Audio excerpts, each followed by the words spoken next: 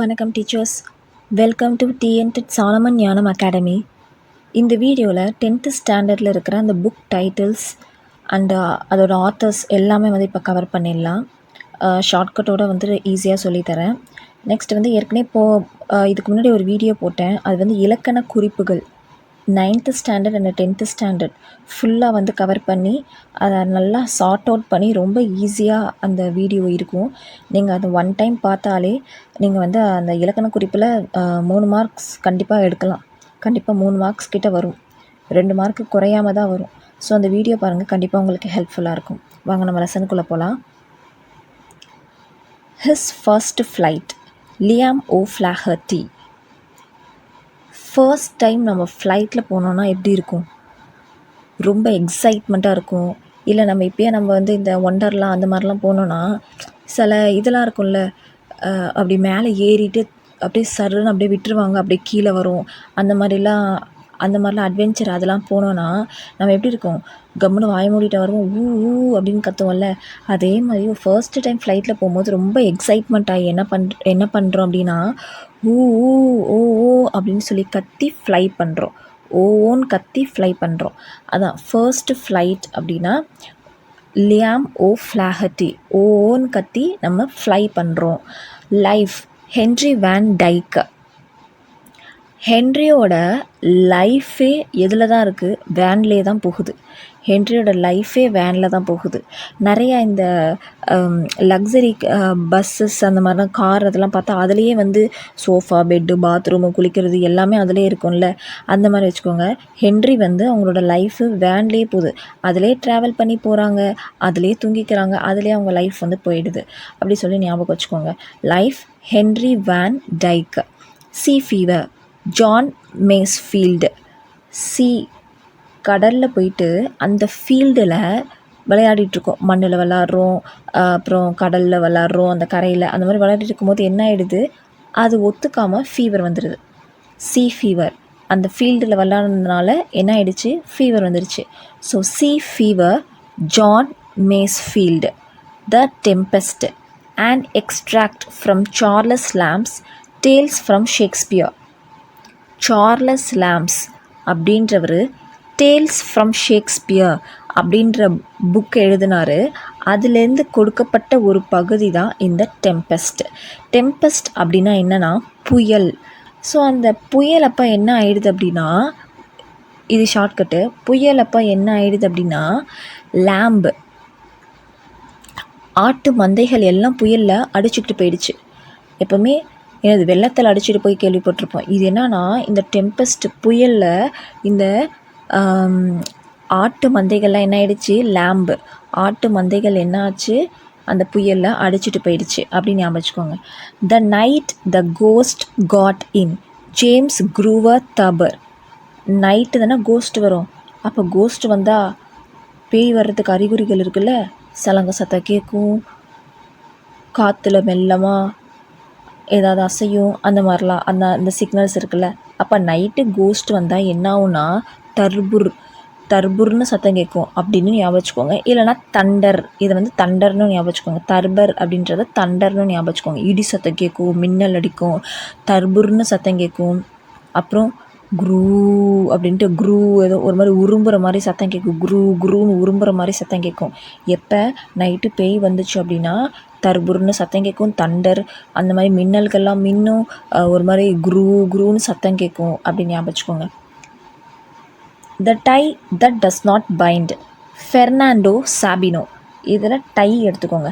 Tie வந்து ரொம்ப அழுக்காயிடுச்சு. அதனால் அதை எதை வச்சு வாஷ் பண்ணுறாங்க அப்படின்னா, அவங்க வீட்டில் டிட்டர்ஜென்ட் இல்லை, அதனால் சபீனா தான் இருந்ததுன்னு சபீனாவை போட்டு வாஷ் பண்ணிட்டாங்க.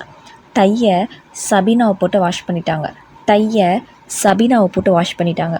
The tie that does not bind Fernando Sabino. ஓகேங்களா? டைனா சபீனா அப்படின்னு வச்சுக்கோங்க. The grumble family Lucy Montgomery.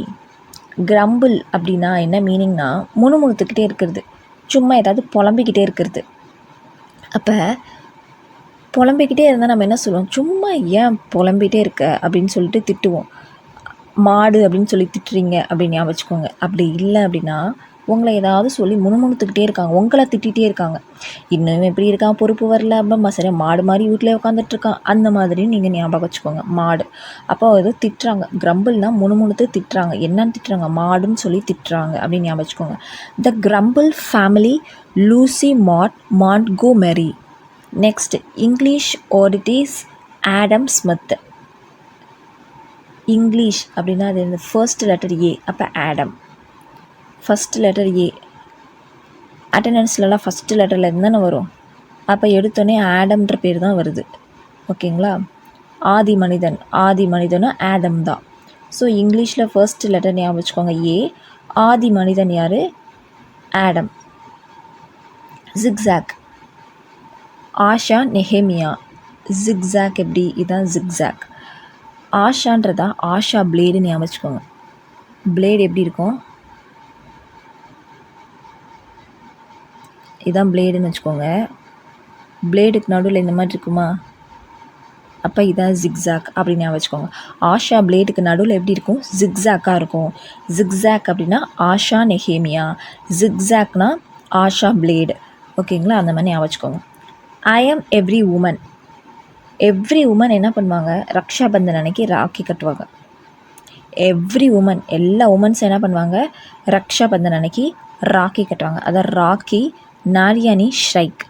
In I am every woman Rakhi Nariani shriek. Next the attic Satyajit Ray. Satyajit ray.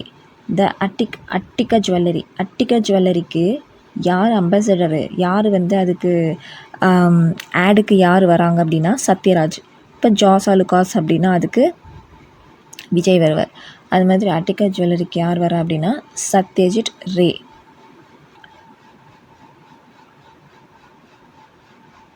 Aunt cricket விளாடும் போது அது கழுக்காயிடுச்சு. ஸோ சோப்பு போட்டு குளிக்குது. ஆண்ட் வந்து கிரிக்கெட் விளாடும் போது அழுக்கானதுனால சோப் போட்டு குளிக்குது. சோப்புன்றது Aesop. The ant and the cricket adapted from Aesop's fables. The aged mother Matsuo Basho. இந்த ஏஜ்டு மதர் அப்படின்றது என்னென்னா வயசான அம்மாவை பெட்டில் படுக்க வைக்கிறது தான் நல்ல முறை. ஆனால் வயசான அம்மாவை எதில் படுக்க சொல்கிறாங்க? உனக்கு தான் வயசாயிடுச்சுல, நீ போய் பாயில் படுப்போ அப்படின்னு சொல்லி மேட்டு கொடுத்துட்றாங்க. வயசான அம்மாவுக்கு மேட்டு கொடுத்து அதில் படுக்க வச்சிடுறாங்க. The aged mother Matsuo Basho. The secret of the machines Rudyard Kipling. ஒரு மிஷின் வச்சுருக்கோம். அந்த மிஷின் வந்து சீக்ரெட்டாக நம்ம வச்சுருக்கோம். அது வந்து திருட்டு போயிடக்கூடாது அப்படி சொல்லிட்டு. ஆனால் எப்படியோ அந்த திருடர்கள் வந்து என்ன பண்ணுறாங்க? அதை கிளிப்பு போட்டு எப்படியோ தூக்கிட்டு போயிடுறாங்க. The secret of the machine Rudyard Kipling. கிப்ளிங்கை வந்து கிளிப்பு அப்படின்னு வச்சுக்கோங்க. கிளிப்பு போட்டு தூக்கிடுறாங்க. கிளிப்பு போட்டு எப்படியே தூக்கிட்டாங்க அப்படின்னு ஞாபகம் வச்சுக்கோங்க. The secret of the machine Rudyard Kipling. A day in 2889 of an American journalist Jules Verne. இந்த வருஷம் வந்துருச்சா? இல்லை, இப்போ தான் நம்ம 2026 இருக்கோம். அப்போது இது வந்து ஃப்யூச்சர் அப்படின்னா என்ன? இது வந்து ஃப்யூச்சர் ஞாபகம் வச்சுக்கோங்க. இந்த ஃப்யூச்சர் எப்படி இருக்குது? வேர்ன் அப்படின்றத வெரின்னு வச்சுக்கோங்க. ஃப்யூச்சர் எப்படி இருக்குது? ரொம்ப வித்தியாசமாக தான் இருக்கும் இல்லையா? வெரி டிஃப்ரெண்ட்டுன்னு ஞாபகம் வச்சுக்கோங்க. இந்த ஃப்யூச்சர் 2889ன்றது ஃப்யூச்சர் தானே. அந்த ஃப்யூச்சர் எப்படி இருக்கும்? கண்டிப்பாக வித்தியாசமாக இருக்குது. இப்போயே நிறைய சேஞ்சஸ் இருக்குது. இன்னும் இந்த காலத்தில் போய் பார்த்திங்கன்னா எப்படி இருக்கும் இந்த உலகம்? செம்மையாக இருக்கும்ல. எவ்வளோ டெக்னாலஜி, எப்படி எல்லோரும் நடப்பாங்களா, இல்லை காலில் ஏதாவது ஒன்று வச்சுக்கிட்டு பறந்துக்கிட்டு போவாங்களான்னு கூட தெரியாது. ஸோ அந்த மாதிரி ஒரு வித்தியாசமாக இருக்கும். அப்போ வெரி டிஃப்ரெண்ட் அப்படின்னு வச்சுக்கோங்க. இன்னொன்று ஜேர்னலிஸ்ட் வந்து JUR ஜேர்னல் அப்படின்னு வச்சுக்கோங்க. இது ஜூல்ஸ் JU அப்படின்னு ஞாபகம் வச்சுக்கோங்க. இல்லைனா இந்த ஃப்யூச்சர்னால் வெரி டிஃப்ரெண்ட்டு அப்படின்னு ஞாபகம் வச்சுக்கோங்க. The last lesson Alphonse Daudet. Alphonse லாஸ்ட்டாக அல்ஃபோன்ஸ் தான் யார்? லாஸ்ட்டு ஆல்ஃபபெட்டு அல்ஃபோன்ஸ் தான். ஃபஸ்ட்டு இப்போ என்ன பார்த்தோம்? ஏற்கனவே ஆடம்னு பார்த்தோம்னா இங்கிலீஷ் ஓடிடிஸ் அப்படின்னு சொல்லிட்டு அதில் ஆடம் ஸ்மித் பார்த்தோம். த லாஸ்ட் லெசன் அதில் வந்து அல்ஃபோன்ஸ் தான் யார்? அந்த ஆல்ஃபபெட்லேயே லாஸ்ட்டு வந்து அல்ஃபோன்ஸ் தான் இருக்காங்க. அல்ஃபோன்ஸ் டாட்டட் அப்படின்னு ஞாபகம் வச்சுக்கோங்க. No men are foreign James Falconer Kirkup. இதில் நோ மென்ஸ் ஆர் ஃபார்னிங். அவங்க எப்படின்னா கார்னர், வீடு இல்லை அவங்களுக்கு. ஓகேங்களா, அவங்களுக்கு வீடு இல்லை. நோ மென், வீடு, அந்த மனிதர்களுக்கு வீடு இல்லைன்னு ஞாபகம் வச்சுக்கோங்க. அவங்க எங்கே தான் படுக்கிறாங்க? அந்த பிளாட்ஃபார்மில், அந்த கார்னர்னா கார்னர் ஞாபகம் வச்சுக்கோங்க. ரோட்டு கார்னரில் தான் என்ன பண்ணுறாங்க? படுத்திருக்காங்க அப்படின்னு ஞாபகம் வச்சுக்கோங்க. ஓகேங்களா. நோ மென், அவங்களுக்கு எதுவுமே அந்த அந்த மனிதர்களுக்கு எதுவுமே இல்லை. ஸோ அவங்க என்னது? கார்னரில் தான் படுத்திருக்காங்க. James Falconer Kirkup. No men are foreign. No men அப்படின்னா கோனர், அதை ஞாபகம் வச்சுக்கோங்க. The little hero of Holland, Mary Mapes Dodge. Holland, little hero, அவர் வந்து ஹோலேண்டுக்கு போகிறார். ஹோலேண்டுன்றது ஊருன்னு ஞாபகம் வச்சுக்கோங்க. அந்த ஹோலேண்டுக்கு போகிறார். எப்படி போகிறாரு? அதுக்கு நம்மளுக்கு அந்த போகிறதுக்கு வழி யார் சொல்லுவா? மேப் இருக்காரே, மேப் சொல்லுவார். அப்போ அந்த லிட்டில் ஹீரோ அப்படின்றவர் ஹோலாண்டுக்கு போகிறாரு. ஹோலாண்டுக்கு போகிறதுக்கு நம்மளுக்கு வழி சொல்லணும்ல, டோரா புஜ்ஜில் வரும்ல, அந்த மாதிரி. அப்போ அந்த வழி யார் சொல்லலாம்னா மேப். ஹோலாண்டுக்கு போகிறதுக்கு மேப் தான் நம்மளுக்கு உதவி செய்யும். The little hero of Holland, Mary Mapes Dodge.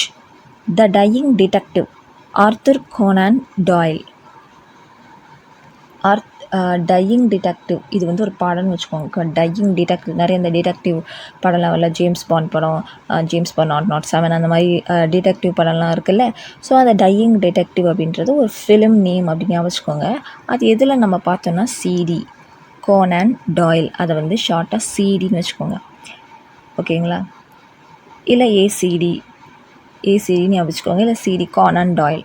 The dying டிடெக்டிவை நம்ம இதில் பார்த்தோம், Conan Doyle, CD. The house on Elm Street, Nadia Bush. ஒரு வீடு தேடிட்டுருக்காங்க. ஒரு தெருவில் வீடு தேடிட்டுருக்காங்க. அதுவும் நம்ம எப்படி வீடு பார்ப்போம்? நல்லா தண்ணி வருதான்னு பார்ப்போம், கரண்ட்டு கட் ஆகக்கூடாதுன்னு பார்ப்போம், அந்த மாதிரி ஃபெசிலிட்டிஸ் பார்ப்போம். ஸோ அங்கே அந்த மாதிரி தேடிட்டு இருக்கும் போது நதியே அங்கே ஓடுது. அந்த ஸ்ட்ரீட்டில் என்ன ஆகிடுது? நம்மளுக்கு லக்கா நதியே ஓடிட்டுருக்கு. Nadia Bush, house on Elm Street, Nadia Bush. Dilemma, Silas Weir Mitchell. இது என்னென்னா, சிலாஸ் அப்படின்றத சீல்டு பாக்ஸ்ன்னு வச்சுக்கோங்க.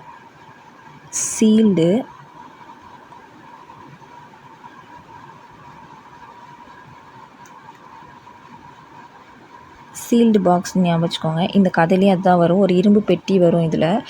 சிலாஸ்ன்றது சீல்டு பாக்ஸ்ன்னு ஞாபகம் வச்சுக்கோங்க. வியர் அப்படின்றது வியர்டு, அது ரொம்ப விசித்திரமான ஒரு பெட்டி அப்படின்னு ஞாபகம் வச்சுக்கோங்க. ஓகேவா. சிலாஸ்னால் சீல்டு பாக்ஸு, வியர்டு விசித்திரமான பெட்டி. அந்த விசித்திரமான பெட்டியை வந்து ஒரு அங்கிள் வந்து டாம் அப்படின்றவருக்கு கொடுக்குறாங்க, கிஃப்டாக கொடுக்குறாரு. கொடுத்துட்டு அவர் செத்து போயிடுறாரு. அதில் என்ன இருக்குதுன்னு சொல்லிவிட்டு அந்த டாமுக்கு தெரியாது. அந்த இரும்பு பெட்டியில் என்ன இருக்குதுன்னு சொல்லிவிட்டு அந்த டாமுக்கு தெரியாது.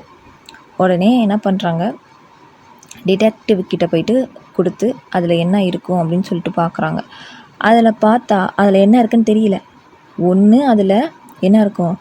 ஒன்று ஏதோ பெரிய பெரிய செல்வங்கள் இருக்குது, வைடூரியம் அந்த மாதிரிலாம் ஏதோ இருக்குது. ஓகேங்களா. டைமண்ட்ஸ் அந்த மாதிரி. அப்படி இல்லை அப்படின்னா அதில் பாம் இருக்கும். அதை ரெண்டு விஷயம் பயப்படுறாங்க.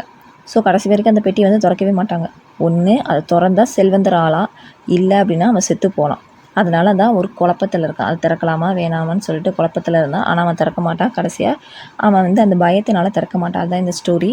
ஸோ டிலேமா, அந்த சிலாஸ்ன்றது சீல்டு பாக்ஸு. இது வந்து விசித்திரமான ஒரு சீல்டு பாக்ஸு, வியர்டு சீல்டு பாக்ஸ்னு வச்சுக்கோங்க.